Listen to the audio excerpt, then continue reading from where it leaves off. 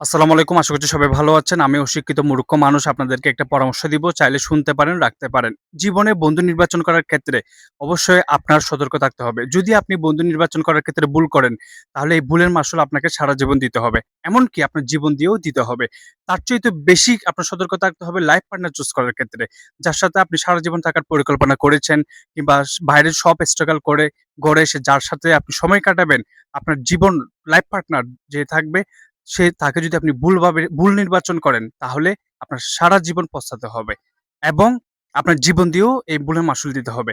যেমনটা করেছিল সালমান শাহ। সালমান শাহ অর্থ ছিল, বিত্ত ছিল, খ্যাতি, শিক্ষিত সব দিক দিয়ে পারফেক্ট ছিল। একদম সব দিক দিয়ে। এই পর্যন্ত আমি এরকম আর কাউকে দেখি নাই। অন্য কাউকে ছোট করছি না কিন্তু এরকম আর কাউকে দেখি নাই। কোথাও দেখি নাই। এই সালমান শাহ বন্ধু নির্বাচন করার ক্ষেত্রে ভুল করার কারণে, লাইফ পার্টনার চুজ করার ক্ষেত্রে ভুল করার কারণে তার জীবন দিয়ে ভুলের মাসুল দিতে হলো। সেটা আপনারা সবাই জানেন। আমি বিস্তারিত বলছি না সালমান শাহর ক্ষেত্রে। কিন্তু আপনারা এই ঘটনাটি জানেন। সালমান শাহ লাস্ট ২৯ বছর হয়ে গেল। কিন্তু তার খুনের কোনো বিচার হয়নি। সালমান শাহ এমন না যে তাকে যে কেউ এসে খুন করে চলে গেল, এমন না। তাকে খুন করেছে তার বন্ধু এবং তার ওয়াইফ। এই ঘরের মানুষের যদি তাকে ক্ষতি করে তাহলে সে আর কোথায় যাবে? কিন্তু এটা এমনভাবে নাটক করেছে, এটা সুইসাইড করেছে এবং তার নামে মিথ্যা অপবাদ দিয়েছে।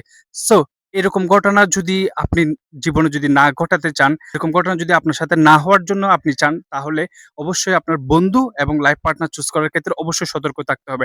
আদারওয়াইজ এটা খুব বড়সড়ভাবে ভুলের মাসুল দিতে হবে। সালমান শাহ একজন ফেমাস মানুষ, অ্যাক্টর ছিলেন, হিরো ছিলেন।